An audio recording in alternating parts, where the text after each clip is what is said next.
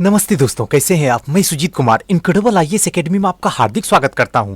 आज का जो वीडियो है वो है बिहार स्पेशल से, और आज चलेगा बिहार स्पेशल में बौद्ध धर्म और जैन धर्म, ये दोनों चलेगा। और मैं कोशिश करूंगा इसको बेहतरीन तरीके से आपके दिल, दिमाग और धड़कन में सेट करने की, और कोशिश करूंगा कि यहां से जो भी क्वेश्चन आयोग पूछेगा वो बेहतरीन तरीके से आप जवाब देकर निकल जाइए। और साथ साथ में दोस्तों, आज एक इसमें नया इवेंट किए हैं, और हमारे ही स्टूडेंट्स के द्वारा उन्होंने मुझे मैसेज कॉल करके बताया था कि भैया, जब भी आप कोई भी चैप्टर पढ़ा रहे हो तो लास्ट में ना उस चैप्टर से रिलेटेड जो है ना क्वेश्चन देने की कोशिश करो, ऑब्जेक्टिव टाइप के, जिससे हमें ये लगे कि आपने जो पढ़ाया क्या उससे हम कितना क्वेश्चन उसमें बना पाते हैं। ये थोड़ी सी अगर करो तो और बेहतर हो जाए, इस वीडियो में एक चार चांद लग जाए। तो मैंने बोला ठीक है, क्योंकि हम तो अपनी तरीके से बेस्ट देते हैं, इसमें कोई दो राय नहीं है, भाई ऑनेस्टली बोलता हूं। लेकिन हो सकता है कि जरूरी नहीं कि हम जो अपनी तरफ से देते हैं वो सबसे बेस्ट हो। वो सबसे बेस्ट तब होगा जब आप कमेंट्स करके हमें बताइएगा, भैया इसमें ये परिवर्तन कर दो, इसमें ये चेंजिंग कर दो, यहां पे ये हटा दो, तो मुझे और अच्छी बड़ी खुशी होगी। चलिए दोस्तों, इसके साथ साथ में ये आपका अपना चैनल है, दिल करे तो रेड बटन पे क्लिक करके इसको सब्सक्राइब कर लीजिए। चलिए दोस्तों, आज का सेशन स्टार्ट करते हैं। बौद्ध धर्म, चलिए समझते हैं क्या है बौद्ध धर्म। बौद्ध धर्म के प्रवर्तक जो हुए वो भगवान बुद्ध, यानी इनका बचपन का नाम था सिद्धार्थ, और इनका जन्म जो हुआ था कपिल वस्तु के लुम्बिनी में। ध्यान रखिएगा, ये बहुत बड़ा कंफ्यूजन है। स्टूडेंट 4-4 साल 5-5 साल तैयारी कर लेता है, लेकिन फिर भी पता नहीं होता है। इसलिए इसको पकड़िए, जिस तरीके से मैं पढ़ा रहा हूं सिर्फ सुनिए ना, 1-2 बार, कम से कम 3 बार बस सुन लीजिए। एक मेरे किसी भी सेशन को बस 3 बार आप सुन लीजिए, आपके दिमाग में 100% सेट हो जाएगा और विदाउट कंफ्यूजन हो जाएगा। आप एक बार ट्राई करके मार लीजिए।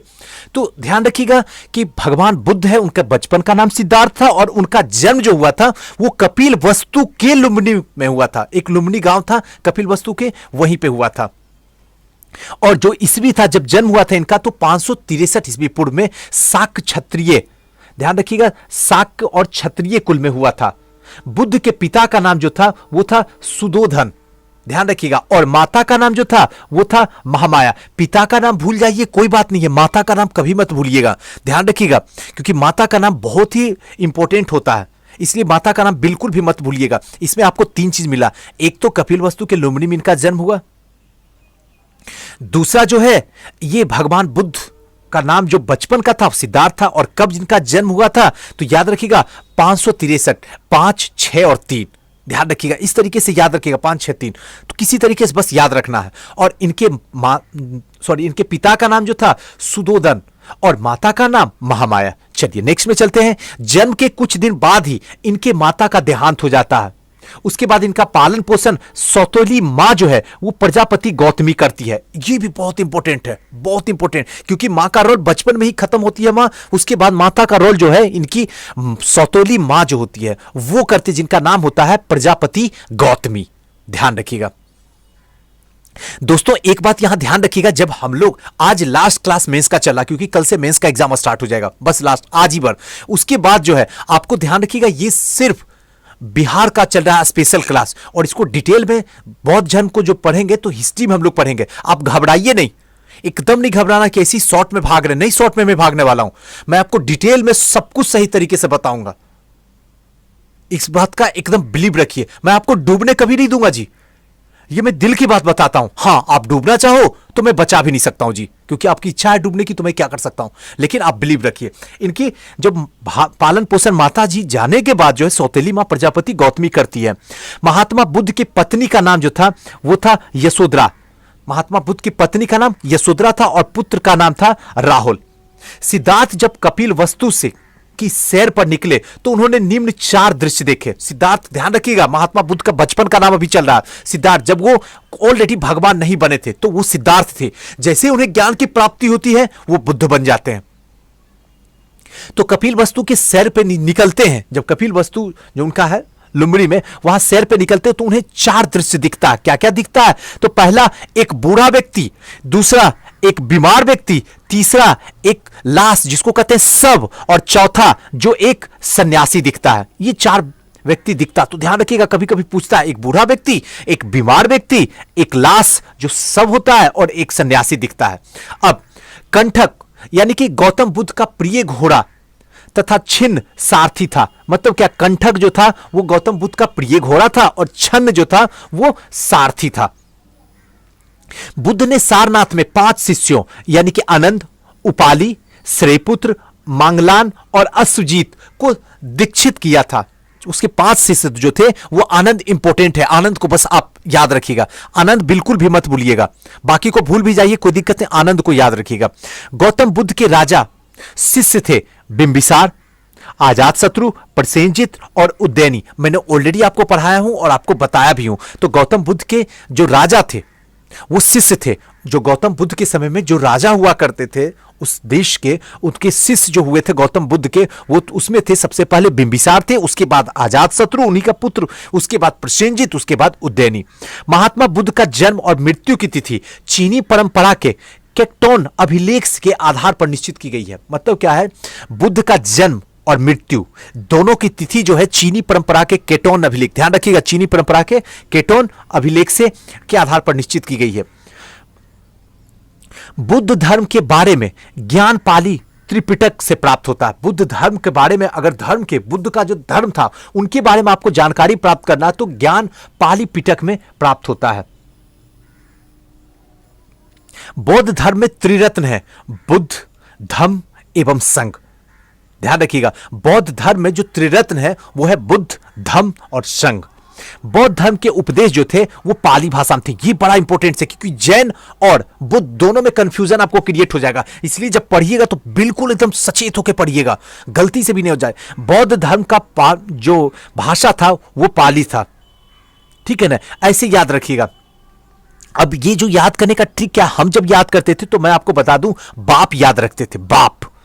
बाप इन द सेंस करने का मतलब, भैया बाप से क्या मतलब है, तो बौ से होता था बौद्ध और पो से होता था पाली, प्रकृत और पाली था, ये तो तय है। तो अब कहिए कि भैया यहां पे जो है प्रकृत और पाली दोनों तो पो से होता है, तो कहीं यहां भी तो ना कंफ्यूज कर जाए। हां, यहां भी कर सकते हैं कंफ्यूज, लेकिन याद रखिएगा इतना कि बौद्ध जो थे, ठीक है ना, बौद्ध का उपदेश जो था वो पाली भाषा में था, ठीक है ना। तो ध्यान रखिएगा, थोड़ा सा जो है ना बौद्ध का जो है संबंध थोड़ा सा यहां पे अपने दिमाग से यूज करना है कि बौद्ध यानी प प्रा, पहले प्रो आता है, पो आता है, उसके बाद प्र आता है, प्रो।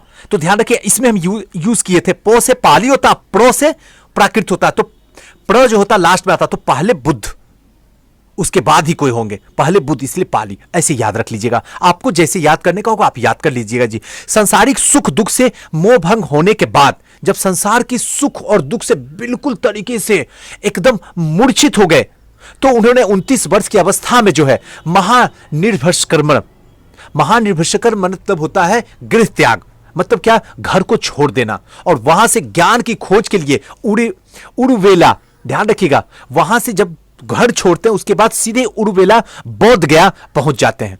बोध गया में निरंजना नदी है, ध्यान रखिएगा, कभी कभी पूछता निरंजना नदी कहां है, तो याद रखिएगा बोध गया।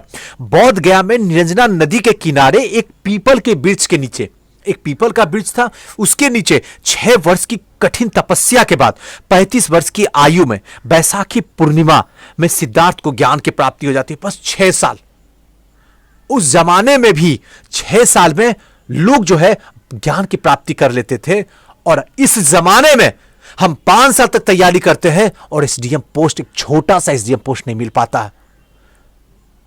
अब दुर्भाग्य कहो, या आप पाना नहीं चाहते हो, या आपका किस्मत का दोष है, या फिर आपकी चाहत अंदर मड़ी पड़ी हुई है, इरादा भी एकदम खत्म हो चुका है। क्या है आप अच्छे तरीके से समझ सकते हो, क्योंकि आपके अंदर जो चल रहा है वो आपको ही बात पता है। इसलिए इस बार इसी तरीके से कोशिश करेंगे कि प्रिय हमारा बिल्कुल भी ना रुक सके। नेक्स्ट, ज्ञान प्राप्ति के बाद इन्हें बुद्ध के रूप में जानने लगा गया। उसके बाद सिद्धार्थ का नाम परिवर्तन होता है, ज्ञान प्राप्ति के बाद बुद्ध के नाम से पूरी दुनिया जानने लगती है। ज्ञान प्राप्ति के बाद बुद्ध ने ऋषिपतन, ध्यान रखिएगा, ऋषिपतन यानी सारनाथ में अपना सबसे पहला उपदेश, यह भी कंफ्यूज करता है, सारनाथ में अपना सबसे पहला उपदेश दिया था। ध्यान रखिएगा, मतलब इसको याद करने के लिए कैसे पता चलता था, पहला उपदेश, उपदेश मतलब होता सार, ऐसे याद रखिए, जब पहला उपदेश होता था तो सार, उपदेश का मतलब सार, सार मतलब पहला उपदेश सारनाथ, ऐसे हम जब याद करते थे, आप अपने तरीके से आप समझ लीजिएगा। पहला उपदेश, उपदेश भी होता, वो सार दिया जाता है, उपदेश में बोला ही जाता सार, तो सार रात में दिया था। द्वितीय तृतीय पता नहीं, पहला है, बस याद रखिएगा, पहला ही आयोग पूछता है, जिसे धर्म चक्र परिवर्तन के नाम से भी जाना जाता। पहला उपदेश को जो है धर्म चक्र परिवर्तन के नाम से जाना जाता। पावा यानी कि कुशीनगर के समीप, कुशीनगर के समीप जो है, पावा कुशीनगर के समीप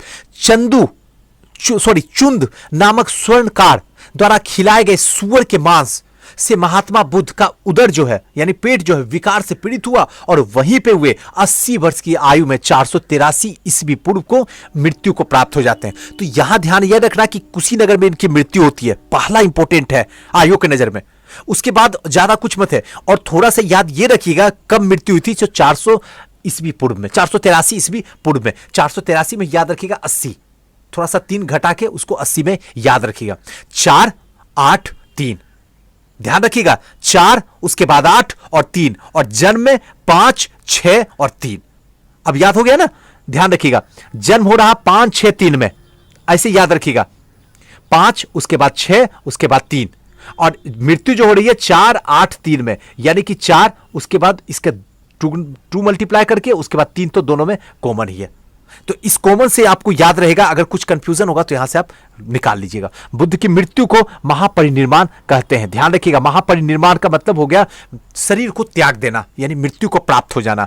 महापरिनिर्वाण के उपरांत बुद्ध के अवशेष लगभग 8 भागों में विभाजित किया गया। जब बुद्ध मरते हैं तो बुद्ध के शरीर को 8 भागों में विभाजित कर दिया जाता। पहला जो होता है वो लिच्छवी वैशाली में, दूसरा जो होता है शाक्य कपिल वस्तु में, उसके बाद तीसरा होता है कौलिये रामग्राम में, उसके बाद चौथा जो होता है बैधद्वीप के ब्राह्मण में, मल मतलब कुशीनारा में, मौर्यो यानी पिपलीवन में, और मगध के अजात शत्रु।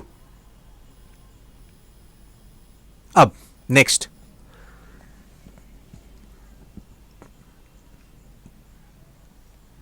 महात्मा बुद्ध ने सर्वप्रथम 4 सर्वश्रेष्ठ आर्य सत्य बताए। महात्मा बुद्ध 4 सर्वश्रेष्ठ आर्य सत्य बताए। पहला जो बताया उन्होंने वो बताए, विश्व जो है दुखों से परिपूर्ण है, पूरी दुनिया जो है दुखों से घिरी पड़ी हुई है। दूसरा जो है अभिलाषाएं दुख का कारण है, मतलब इच्छाएं जो आप करते हैं, अभिलाषा जो इच्छाएं करते हैं वो ही सबसे बड़ा दुखों का कारण है। तीसरा जो है अभिलाषा को विजित करके सभी दुखों से छुटकारा हो सकता है। अगर अभिलाषा को आप इच्छाएं को मार देते हैं तो सभी दुखों से छुटकारा आप पा लीजिएगा। और चौथा जो है दुख निवारण का मार्ग है, और दुख जो आपको हो रहा है उसके निवारण का मार्ग है। बस ये इनका 4 सर्वश्रेष्ठ सत्य था। अब अष्टांग मार्ग द्वारा ही मुक्ति संभव है, मतलब क्या है, अष्ट मार्ग के द्वारा ही मुक्ति संभव है। ये अष्टांग मार्ग क्या था वो मैं बताता हूं, लेकिन आगे थोड़ा सा समझ लीजिए। भगवान बुद्ध के अनुसार संसार में दुख ही दुख, और दुख के निदान के लिए अष्टांग मार्ग को अपनाना चाहिए। मतलब क्या, महात्मा बुद्ध ये कहते हैं दोनों का अंतर है। जब जैन को बताएंगे तो उसमें भी आपको अंतर दिखा देंगे और बता देंगे। यहां बस आप पूरी तरीके से कंसंट्रेट रहिएगा, तो वहां तो आपको क्लियर पूरी तरीके से समझा देंगे। महात्मा बुद्ध ये कहते हैं, भगवान बुद्ध ये कहते हैं कि दुख ही दुख पूरी दुनिया में व्याप्त है, और इसको अगर आप अपनी जिंदगी से हटाना चाहते हैं तो आपको अष्टांग मार्ग अपनाना ही पड़ेगा। और ये अष्टांग मार्ग जो थे वो थे सम्यक दृष्टि, सम्यक संकल्प, सम्यक वाणी, सम्यक कर्मांत, सम्यक आजीव, सम्यक व्यायाम, सम्यक स्मृति और सम्यक समाधि है। ये पूरे के पूरे अष्टांग मार्ग है। थोड़ा सा इसको याद रखिएगा जी, ऐसे याद रखिएगा, दृष्टि संकल्प वाणी। पहले देखो, ऐसे मैंने इसको जो एक मतलब प्यार के रूप में परिवर्तित किया था। आपको भी मैं बता देता हूं वो ट्रिक क्या था। मतलब क्या है, किसी भी लड़की को अगर किसी को कोई लड़की अगर आपको पसंद आती, थोड़ा सा यहां पे याद करने के लिए, मजाक के लिए नहीं, ध्यान रखिएगा, कोई लड़की आपको पसंद आती है, कोई लड़का ही आपको पसंद आता, जो आप समझ लो, लड़के लड़की दोनों हमसे पढ़ रहे तो दोनों समझ लेना। कोई लड़का पसंद, सबसे पहले आंखें देखती है, दृष्टि, उसके बाद अंदर ही अंदर एक संकल्प होता है कि भाई मुझे इस लड़के को जाके आई लव यू बोलना। अंदर ही अंदर एक संकल्प लिया जाता है, मुझे बस प्यार करना है तो इसी लड़के से करना है बस, और किसी से नहीं करना। उसके बाद वाणी आती है, जो उस लड़के को जाके कह देते हैं कि सुजीत मैं आपसे बेइंतहा मोहब्बत करता हूं। तो ये वाणी निकली। मतलब क्या, पहले देखी, अंदर में संकल्प की, मुझे सुजीत ही अच्छा लगता, मुझे सुजीत से ही करना, उसके बाद वाणी, उसके बाद अपने मुख से जो है जाके बता दिया मैं आपसे बेइंतहा मोहब्बत करता हूं। उसके बाद जब वाणी निकल गई तो स्वाभाविक है दोनों में मोहब्बत हो गई। उसके बाद कर्म शुरू हो जाता है, कर्मांत। उसके बाद जब कर्म शुरू होता है कि एक दूसरे के प्रति मैसेज करना, व्हाट्सएप करना, कॉल करना, तो ये कर्म ही है, समझिए बात को। उसके बाद यह होता है कि अब जो है कर्म धीरे धीरे आजीवन में परिवर्तन होना शुरू हो जाता है। धीरे धीरे जो है वो एक दूसरे में बिल्कुल करीब हो जाता है। उसके बाद जब करीब हो जाता है तो शादी ब्याह हो जाते हैं। उसके बाद होता है कि भाई सबसे पहले जो है शरीर पे ध्यान दिया जाए, शरीर पे ध्यान दिया जाए, क्योंकि शरीर जो है जरूरत से ज्यादा जो है फैट में जा रहा है, तो आपको व्यायाम भी करना होगा।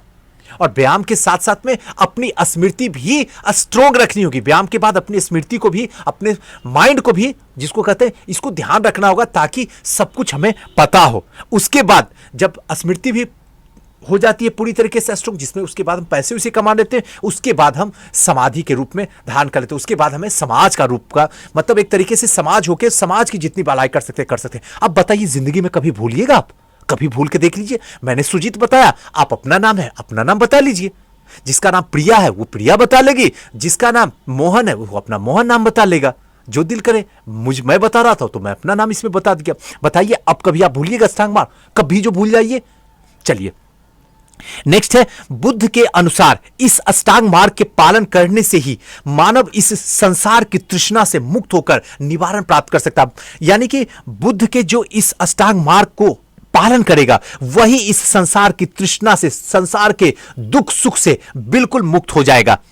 अब बौद्ध धर्म को अंतरराष्ट्रीय धर्म बनाने का श्रेय अशोक को जाता है। ध्यान रखिएगा, बौद्ध धर्म को पूरी दुनिया में फैलाने का श्रेय जो है, यानी कि अंतरराष्ट्रीय बनाने में अशोक का श्रेय जाता है। ध्यान रखिएगा, एशियाई के कई देशों में अशोक द्वारा बौद्ध धर्म का प्रचार किया गया। उसने अपने पुत्र को ही, जिसका नाम था महेंद्र, और पुत्री संघमित्रा को श्रीलंका भेजा गया था। तो ध्यान रखिएगा, संघमित्रा जो है ये बेंगलोर में है, ये तो आपको पता है। और ऐसे भी अगर आप लोग पटना में, तो याद रखिएगा संघमित्रा एक्सप्रेस बेंगलोर जाती है। तो इस तरीके से याद रखिएगा, उसके पुत्री का नाम संघमित्रा है और पुत्र का नाम महेंद्र है। और इसे श्रीलंका कहां भेजा गया था? तो श्रीलंका। चलिए, बिहार और बौद्ध साहित्य, इसको थोड़ा समझ लीजिए। यहां तक तो पूरी तरीके से क्लियर हो गया, यहां तक कोई कंफ्यूजन नहीं है। अगर आपको आज तक लग रहा तो भैया पढ़ते थे, बहुत ऐसे स्टूडेंट्स हैं जो हमें कहते थे भैया पढ़ तो रहा हूं, याद नहीं होता। अब आपको क्लियर याद हो गया होगा। अगर याद हो गया होगा तो आप कमेंट्स करके मुझे बताइएगा, तो और इससे भी बेहतरीन ट्रिक के साथ में आपके सामने आने की कोशिश करूंगा, लेकिन आप कमेंट्स कीजिएगा तब। बिहार और साहित्य, बौद्ध साहित्य क्या है? बौद्ध ग्रंथों में त्रिपिटक, विनय पिटक, सूत पिटक तथा अभिधम्म पिटक महत्वपूर्ण है। ध्यान रखिएगा, ये तो याद, इसमें ट्रिक कुछ नहीं, ऐसे याद रखिएगा, त्रिपिटक, विनय पिटक और सूत पिटक और अभिधम्म पिटक महत्वपूर्ण है, जिनमें अनेक ऐतिहासिक सामग्री उपलब्ध हैं। अब निकाय तथा जातक में बौद्ध धर्म के सिद्धांत तथा कहानियों का संग्रह है। निकाय और जातक, ध्यान रखिएगा, निकाय और जातक में जो है बौद्ध धर्म का सिद्धांत और कहानियां संग्रह है। जातक में बौद्ध धर्म के पुनर्जन्म की कहानी है। जातक जो है, निकाय है और जातक है, इसमें कहानियां संग्रह है, लेकिन जातक जो है उसमें बौद्ध धर्म के पुनर्जन्म की कहानियां हैं। अब दीपवंश तथा महावंश नामक पाली ग्रंथ से मौर्यकालीन इतिहास के विषय में जानकारी प्राप्त होता है। मतलब क्या? दीपवंश और महावंश, जो लोग जो चीज सर्किल में रेड बटन से करते हो उस पर आप ध्यान बड़ी कंसंट्रेशन के साथ में रखिएगा। ध्यान रखिएगा, दीपवंश और महावंश नामक जो पाली ग्रंथ है उससे मौर्यकालीन इतिहास के बारे में जानकारी प्राप्त होता है। मौर्यकालीन जो इतिहास है वो दीपवंश और महावंश में प्राप्त होता है। अब नागसेन द्वारा रचित मलिंदोपन्ह से हिंद यमन शासक मिनांडर के विषय में जानकारी मिलती है और हीनयान का प्रमुख ग्रंथ कथा वस्तु महात्मा बुद्ध के जीवन चरित्र और कथानकों का वर्णन भी मिलता है। कहने का मतलब नागसेन द्वारा जो चरित्र मिलिंदोपन्ह है उससे हिंद यमन के शासक मिनांडर के विषय में जानकारी मिलती है। और साथ साथ में जो हीनयान के प्रमुख ग्रंथ है, हीनयान और महायान, उसमें हीनयान के जो प्रमुख ग्रंथ हैं उसमें कथा वस्तु में महात्मा बुद्ध के जीवन के चरित्र के अनेक कथानकारों का वर्णन मिलता है। थोड़ा सा ऊपर बॉक्स वाला समझ लेते हैं, थोड़ा सा रुक के। बौद्ध धर्म के प्रतीक क्या थे? जन्म जो था, घटना जन्म था वो कमल और सांड, इसका प्रतीक था बौद्ध धर्म का। गिरि त्याग मतलब घोड़ा, ज्ञान पीपल वृक्ष, निर्माण पदचिन्ह, मृत्यु स्तूप। अब याद हो गया होगा ना, जन्म यानी कमल, ध्यान रखिएगा, जन्म यानी कमल और साढ़ दोनों में। गृह त्याग, घोड़ा से भाग जाओ घर से, घोड़ा उठाओ और भागो घर से। ज्ञान यानी पीपल के वृक्ष के नीचे ही आपको ज्ञान मिल सकता है, अगर बुद्ध को मिला तो आपको भी मिलने का 100% चांस है। निर्माण, निर्माण मतलब क्या है, आप अगर कुछ बेहतरीन करते तो आपके पद चिन्ह ही रह जाते हैं, आप तो चले जाते उस दुनिया से, लेकिन आपकी बोली हुई बातें जो है पूरी दुनिया के लोगों को जो है हमेशा प्रेरणा का स्रोत बना जाता। तो निर्माण पद चिन्ह, और मृत्यु जो होता है वो स्तूपों में गाड़ दी जाती है, जहां पे पूरी तरीके से आपका इतिहास उस स्तूप पे लिखा जाता है। चलिए,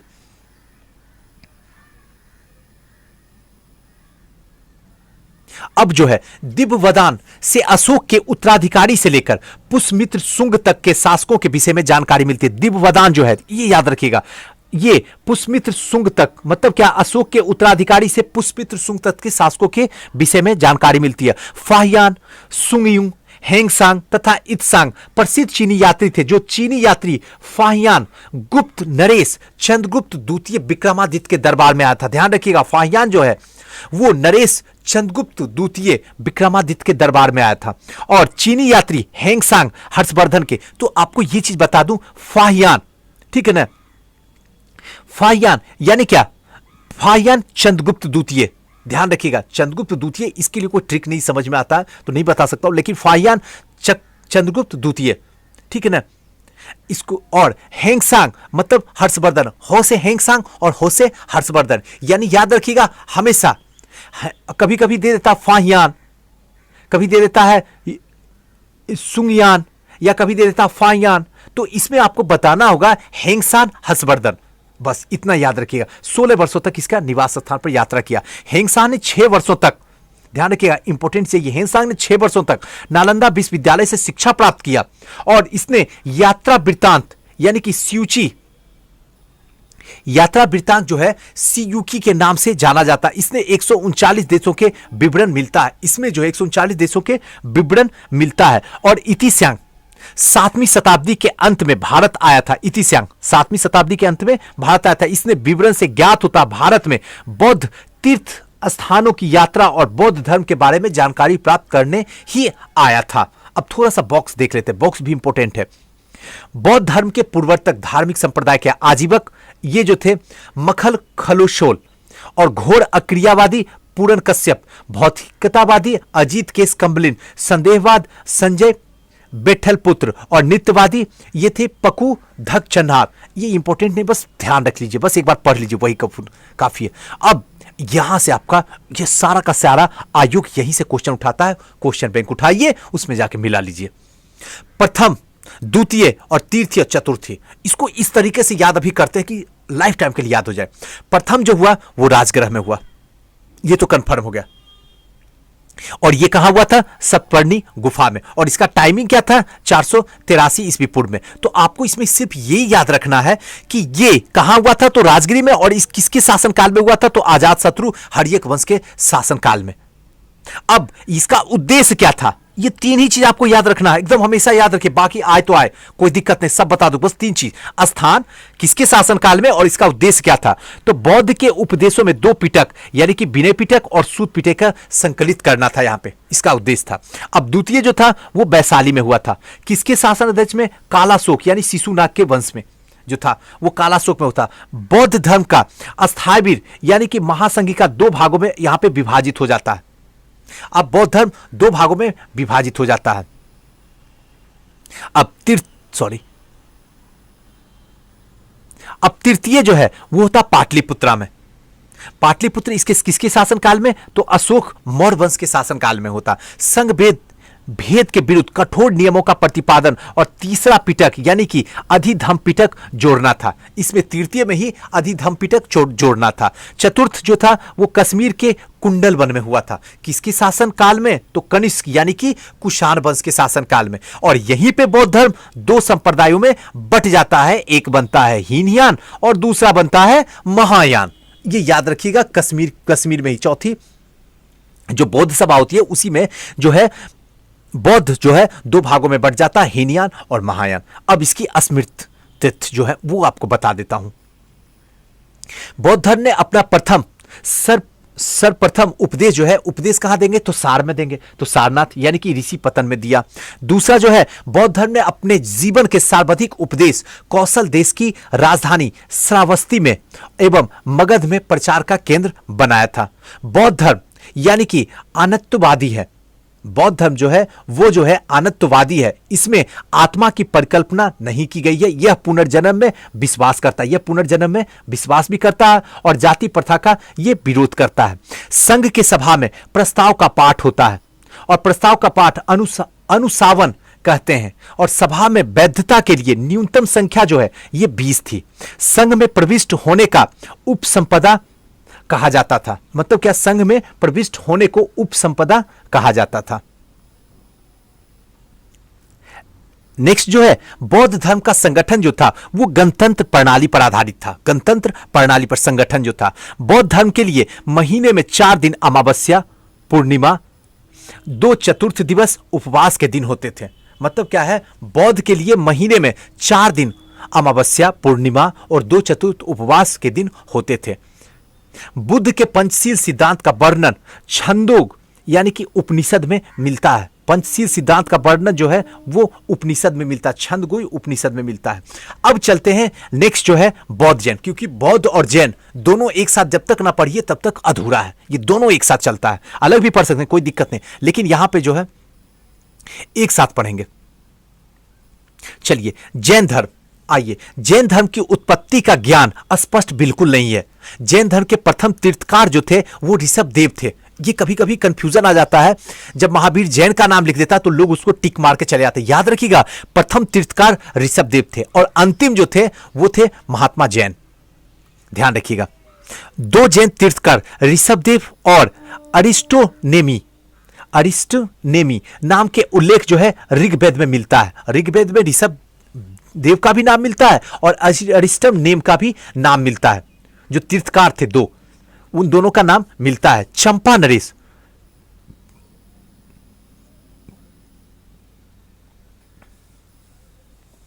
अब यहां पे चंपा नरेश दधिवाहन की पुत्री पहली जैन भिक्षुणी थी। मतलब क्या? चंपा के जो नरेश थे उनकी जो पुत्री थी दधिवाहिनी, चंपा नरेश के जो थे वो दधिवाहिनी उनकी पुत्री जो थी पहली जैन भिक्षुणी बनी थी।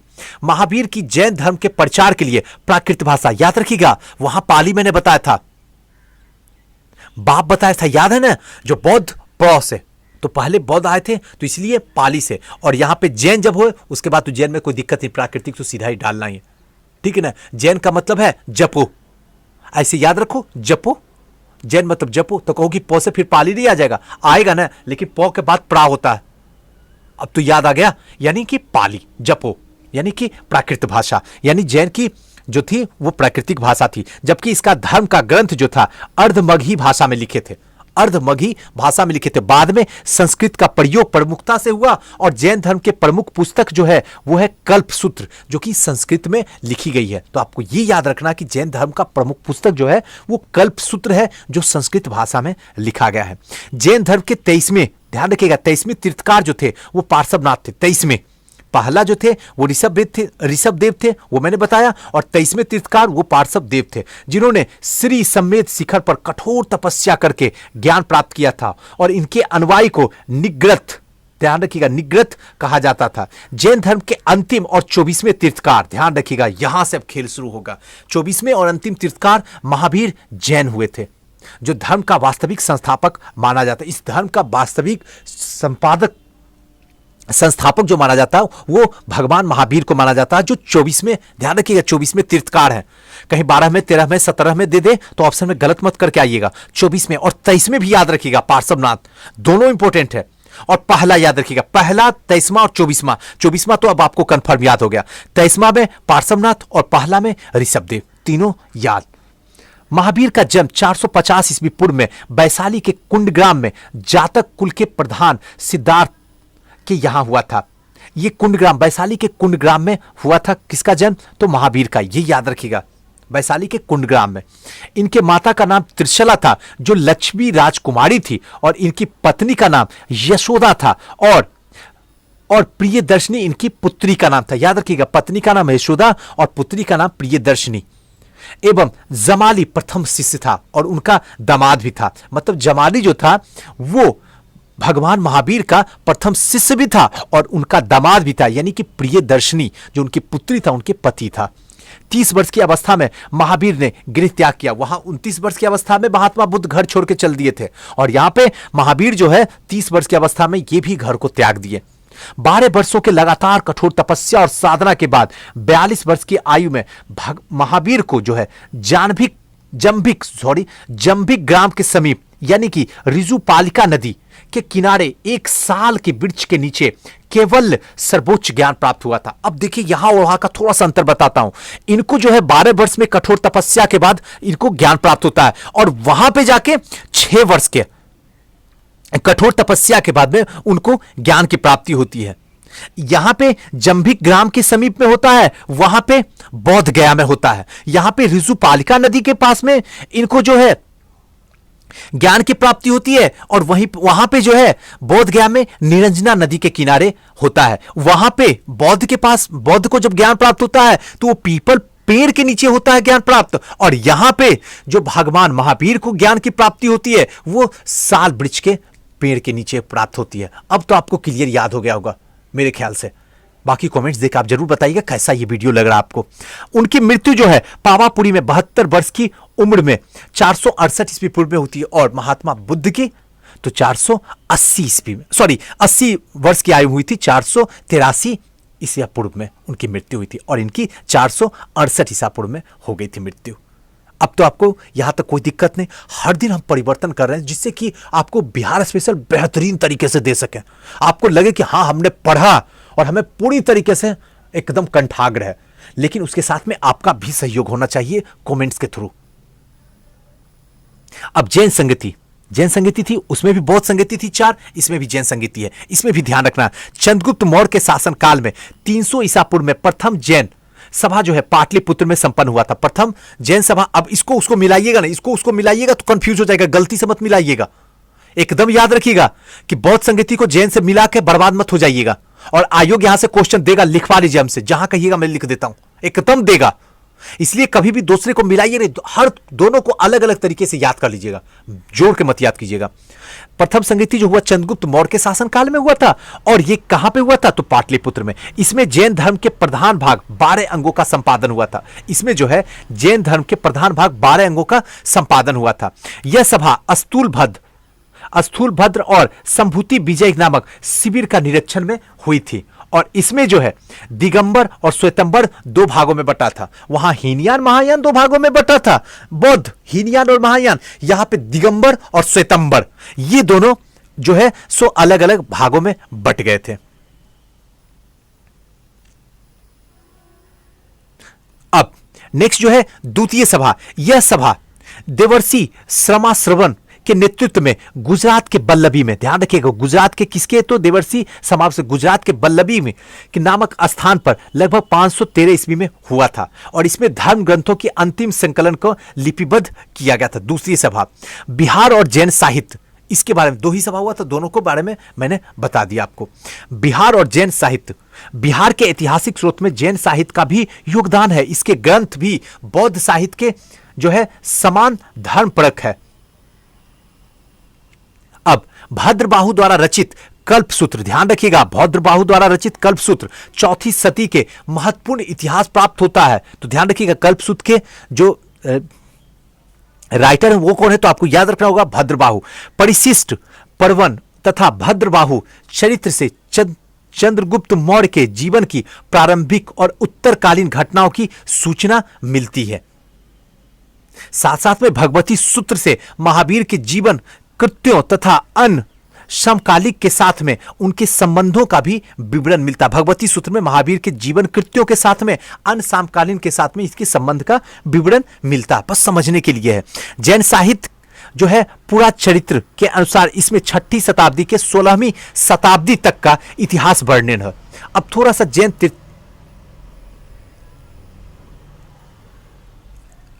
वर्णन है जिसमें विभिन्न कालों के राजनीतिक सामाजिक धार्मिक दशा से ज्ञान प्राप्त होता है। अब तीर्थकार और इसके प्रतीक ऋषभदेव ऋषभ, अजीतनाथ द्वितीय हाथी, संभावनाथ तृतीय घोड़ा, शांतिनाथ 16 में हिरन इनका प्रतीक था, अरिस्टेनेमी 22 शंख, पार्श्वनाथ 23 में सर्पफन पार्श्वनाथ, और महावीर स्वामी जो है वो सिंह। ये इंपॉर्टेंट है, इसको याद रखिएगा, इसको मत भूल जाइएगा, पहला को और दूसरा को, सॉरी पहला को और अंतिम को, ये दोनों को याद रखिएगा। और 23वां भी थोड़ा याद रख लीजिएगा यार, कौन सा है। इसके स्मरण तथ्य को देखते हैं। क्या है इसके स्मरण तथ्य? जैन परंपरा के अनुसार इस धर्म में 24 तीर्थकार हुए थे, और 24 में कौन थे आपको पता है, आपको पता ही होगा, महावीर जैन। पार्श्वनाथ द्वारा प्रमाणित 4 महाव्रत सत्य, अहिंसा, परिग्रह और आस्यत्य है। बौद्ध साहित्य में महावीर की निगनट नाथ पुत्र कहा जाता है। बौद्ध साहित्य में महावीर को जो है निगनट नाथ पुत्र कहा जाता है। जैन धर्मानुसार यह संसार 6 द्रव्यों यानी कि जीव, मृदुगल, धर्म, अधर्म, आकाश और अकाल से निर्मित है। मतलब क्या, जैन धर्मानुसार से यह संसार 6 द्रव्यों से निर्मित है। पार्श्वनाथ द्वारा प्रतिपादित 4 महाव्रतों में महावीर ने 5वां महाव्रत ब्रह्मचर्य को जोड़ा था। ब्रह्मचर्य को, पहले तो इसमें 4 महाव्रत था, पार्श्वनाथ के द्वारा प्रतिपादित जो जैन धर्म में था वो 4 महाव्रत था, जिसमें 5वां महाव्रत ब्रह्मचर्य को महावीर ने जोड़ दिया। जैन धर्म के आध्यात्मिक ज्ञान को कैवल्य कहा जाता है। जैन धर्म के आध्यात्मिक ज्ञान को कैवल्य कहा जाता है। सस्यवाद जैन धर्म से संबंधित है। सस्यवाद जो है वो जैन धर्म से संबंधित है। सस्यवाद यानी कि अनेकतावाद जिसको कहते हैं, अथवा सप्तमंगनीय को ज्ञान की सापेक्षता का सिद्धांत कहा जाता है। ज्ञान की सापेक्षता का सिद्धांत कहा जाता है सप्तमंगनीय को। महावीर ने अपने जीवन काल में ही एक संघ की स्थापना की जिसमें 11 प्रमुख अनुयायी सम्मिलित थे और ये गणधर कहलाए।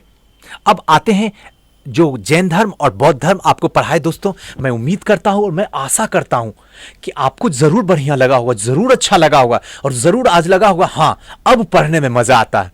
अब आज तक अगर बिहार स्पेशल पढ़ने में बोर हो रहे होंगे तो अब पढ़ने में आपको अच्छा लगेगा। और अगर आपको अच्छा लग रहा है, सब कुछ ठीक लग रहा है, तो प्लीज कमेंट दीजिए, क्योंकि मैं सारी चीज में हर जगह आपको कमेंट्स इसलिए बोलता हूं क्योंकि मुझे भी परिवर्तन करना, जिससे कि आपको बेहतरीन कर सके, बेहतरीन अपनी ज्ञान का जो है उड़ेल सके आपके साथ में, जिससे कि आसानी से आपका प्री हो जाए। और अगर आप नहीं लिखते हैं तो आपकी मर्जी, मैं क्या कर सकता हूं, कुछ भी नहीं कर सकता हूं। मेरा कर्म है बोलने का, मैं हमेशा बोल रहा हूं, आपका कर्म है लिखने का, वो अब खुद आप जान जाइए। चलिए, मैंने आज आपको बताया था कि कुछ ऐसे स्टूडेंट्स थे जो मुझे ये कहते, भैया आप जो बताते हो, लेक्चर देते हो और मुझे समझाते हो, बड़ी अच्छी लगती है, लेकिन साथ में अगर उसी का क्वेश्चन भी ऑब्जेक्टिव टाइप का मिल जाए ना तो सोने पे सुहागा आ जाए। तो मैंने वही चीज किया, क्योंकि मुझे भी अच्छा लगता जब आप सजेशन देते हो, तो वो भी सजेशन मैं भी सोचता हूं कि हाँ सबके लिए बेस्ट हो, तो वो सजेशन को एक्सेप्ट कर लेता हूं मैं। चलिए, आपके स्क्रीन पे सबसे पहला क्वेश्चन है, जैन धर्म का वास्तविक संस्थापक और 24वें एवं अंतिम तीर्थकार महावीर का जन्म कहां हुआ था? ये तो एग्जैक्ट आपको पता हो गया होगा, अभी जस्ट पढ़ा है कुंडग्राम में। और इनका बचपन का नाम क्या था? तो वर्धमान, याद रखिएगा। क्लियर है, यहां तक कोई दिक्कत नहीं है। दूसरा जो है, महावीर के जन्म स्थल यानी कि कुंडग्राम बिहार के किस जिले में है? तो इसका एग्जैक्ट आंसर मैंने बता चुका हूं कि वैशाली में है, और आपको अभी जस्ट पढ़ाया हूं, ज्यादा देर भी नहीं है। आप आंसर को नहीं भी देखिएगा तब भी आप बता दीजिएगा। देखिए, महावीर स्वामी के पिता सिद्धार्थ का संबंध था, किससे था? तो इसका एग्जैक्ट आंसर जो होगा वो बज्जी संघ से था। नेक्स्ट जो है, महावीर स्वामी की माता जो थी त्रिशला राजकुमारी थी। कहां की राजकुमारी थी? तो याद रखिएगा, ये जो थी लिच्छवी की राजकुमारी थी, चेटक की बहन थी। महावीर स्वामी ने अपना अंतिम उपदेश कहां दिया था? तो पावापुरी में दिया था अंतिम उपदेश, जो कि नालंदा जिला में स्थित है। अब आते हैं, महावीर की मृत्यु हुई थी, कहां हुई थी यह बताना। तो इसका एग्जैक्ट आंसर जो है वो है पावापुरी में ही इनकी मृत्यु हो गई थी। जैन धर्म प्रथम जैन संगति का आयोजन हुआ था तो पाटलिपुत्र में हुआ था, मैंने ऑलरेडी बताया हूं, अभी जस्ट बताया हूं। एक भी क्वेश्चन देखिए, जितना जो बताया हूं, भले आंसर लिखा हो लेकिन जो बताऊं क्या उससे नहीं जुड़ रहा? आप देख के जरा बताइए कौन सा ऐसा क्वेश्चन था जो नहीं जुड़ा। अब प्रथम जैन संगति का आयोजन किसके शासन काल में हुआ था? तो एग्जैक्ट आंसर है चंद्रगुप्त मौर्य के शासन काल में हुआ था प्रथम जैन संगति, जो कि पाटलिपुत्रा में हुआ था। नेक्स्ट जो है, प्रथम जैन संगति का अध्यक्षता किसने की थी? तो इसका एग्जैक्ट आंसर जो होगा अस्तूल भद्र, जो कि एक बार ने 10 बार आपको बता चुका हूं। अब नेक्स्ट क्वेश्चन जो है, प्रथम जैन संगति का आयोजन पाटलिपुत्रा में हुआ था, जिसमें कार्य हुए थे, कौन से कार्य हुए थे? तो इसका एग्जैक्ट आंसर हुआ था कि 12 अंगों का प्रमाण किया गया और जैन धर्म को 2 भागों में बांट दिया जाता है। प्रथम में उसमें क्या किया जाता है, एक को श्वेतंबर और दूसरे को दिगंबर कह दिया जाता है। तो श्वेतंबर जो कि श्वेत कपड़ा पहनते हैं और दिगंबर जो कि नंगे रहते हैं। बस इतना ही था। नेक्स्ट जो है क्वेश्चन, जैन धर्म के 12वें तीर्थकार यानी कि बसु पुंज का जन्म स्थल कहां था? तो चंपा। ये मैंने नहीं बताया था, इतना डिटेल से मैंने गया था, तो ये 11 नंबर क्वेश्चन आपको मैं नहीं बताया था, तो याद रखिएगा चंपा। चलिए अब बौद्ध धर्म में आते हैं। बौद्ध धर्म भी जस्ट पढ़े, उसके बारे में समझते हैं। बौद्ध धर्म के संस्थापक गौतम बुद्ध ने गृह त्याग के उपरांत सर्वप्रथम गए थे, कहां गए थे? तो आपको बता दूं कि वैशाली के समीप अलार कलार के आश्रम में गए थे। वैशाली के समीप ही अलार कलार के आश्रम गए थे। ये मैंने यहां नहीं बता पाया था, सॉरी, क्योंकि यहां नहीं था। आपको जब इतिहास पढ़ाएंगे तो वहां पूरी तरीके से डिटेल बताएंगे, कोई ऐसा क्वेश्चन ही नहीं है, चाहे आप किसी भी यूट्यूबर से आप जुड़े हुए हो, best question, hit question, 50 question, 100 question जो कर रहा है ना, आपको यहां बता दूंगा, उसके बाद वहां जाइएगा, तब वहां सेट होइएगा, वरना वो क्वेश्चन सेट करके आप कभी सक्सेस की सीढ़ी पे नहीं चढ़ सकते हैं जी। ये रियली बताता हूं, मैं ना तो उनकी बुराई करता हूं और ना मुझे बुराई करने का कोई शौक है, लेकिन आपके सपने मर रहे हैं, इसको देखने की आप कोशिश करो। अगर आज आप ना देखोगे ना तो कल तिल तिल मर जाओगे। देख लेना, फिर कहना हाँ सुजीत भैया आपने बताया था, हमने काश अगर उस समय सुन गया होता तो आज मेरे साथ में ये ना हुआ जो आज हो रहा है।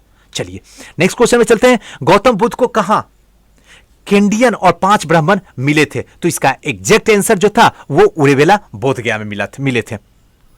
नेक्स्ट है, गौतम बुद्ध को ज्ञान की प्राप्ति हुआ था, कहां हुआ था? तो ये बोध गया में हुआ था।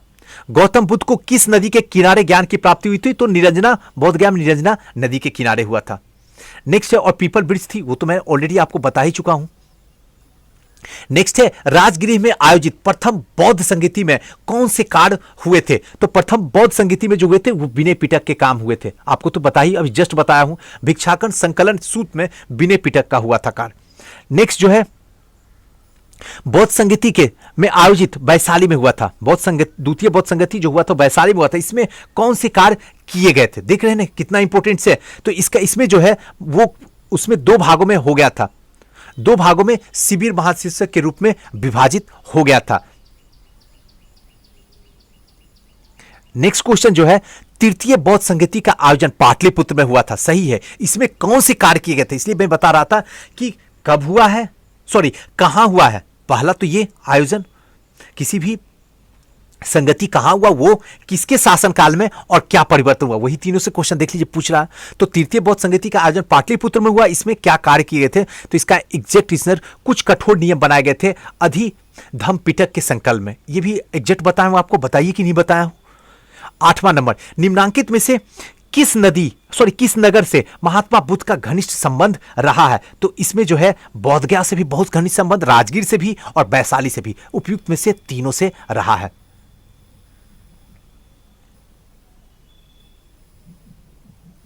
नेक्स्ट क्वेश्चन है, महात्मा बुद्ध ने पाटलिपुत्र के विनाश के कारणों की भविष्यवाणी की थी, जिसमें सम्मिलित थी। इसका एग्जैक्ट आंसर, बाढ़ भी सम्मिलित थी, अग्नि भी सम्मिलित थी, आंतरिक कलह भी सम्मिलित थी, उपयुक्त में से सभी चीज सम्मिलित थी। ये मैंने नहीं बताया था। नेक्स्ट है, बोध गया में महाबोधि मंदिर बनाया गया, जहां पे गौतम बुद्ध को ज्ञान की प्राप्ति हुई थी। बीपीएससी 45 में ये पूछा हुआ क्वेश्चन है। नेक्स्ट जो है वो है, प्रसिद्ध बौद्ध सरिपुत्र का जन्म हुआ था। इसका एग्जैक्ट आंसर नालंदा में, बौद्ध सरिपुत्र का जन्म नालंदा में हुआ था। तो चलिए दोस्तों, आज का सेशन यहीं तक रहा, बिहार स्पेशल का बौद्ध और जैन धर्म, और साथ साथ में इसके ऑब्जेक्टिव क्वेश्चन को भी साथ में लेते चले। तो मैं उम्मीद कर सकता हूं कि आपको जरूर बेहतर लगा होगा। अगर बेहतर लगा तो प्लीज कमेंट्स कीजिए, क्योंकि आज कुछ नया किए हैं, तो नया मैं आपसे जरूर उम्मीद करूंगा कि आप कमेंट्स कीजिए, क्योंकि आपके कमेंट्स आते हैं तो दिल बड़ी खुश हो जाती है जी। लगता है यार चलो अपना काम को कोई ना कोई ऐसा है जो अप्रिसिएट कर रहा है, क्योंकि आप भी अप्रिसिएट नहीं कीजिएगा तो कौन करेगा बताइए? जो नहीं जुड़ा हुआ, जो सब्सक्राइब नहीं किया हुआ, वो तो नहीं कर सकता है ना। आप ही नहीं करोगे तो मैं तो आपके लिए ही कर रहा हूं ना। जो नहीं जुड़ा उसको तो मैं जानता भी नहीं हूं। तो इसलिए ऐसा वक्त मत गवाइए, जरूर कमेंट्स कीजिए। आपका ये धर्म बनता है और कर्म भी, और मेरा कर्म बनता है कि मैं बेहतरीन तरीके से वीडियो आपके सामने लाऊं, जिससे कि आसानी से आपको समझ में आ जाए। चलिए दोस्तों, फिर मिलते हैं, तब तक के लिए नमस्कार।